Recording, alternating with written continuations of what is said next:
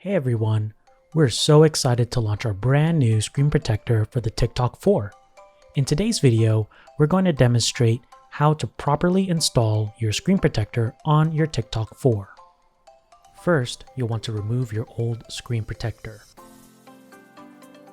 Next, we'll wipe down the screen with a microfiber cloth to remove any dust. Peel off the back protective layer.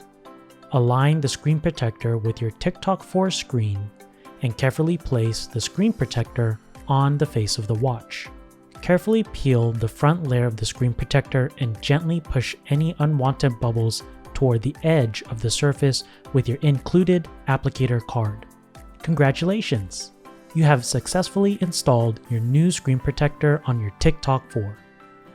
To get a free screen protector today, be sure to leave a review telling us your honest experience using the TickTalk 4 on Trustpilot or on Amazon by visiting the link in the description below.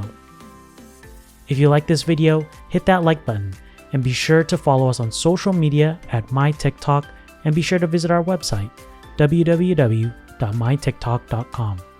You can reach out to our dedicated support team Monday through Friday, 9 a.m. to 6 p.m. PST for any questions.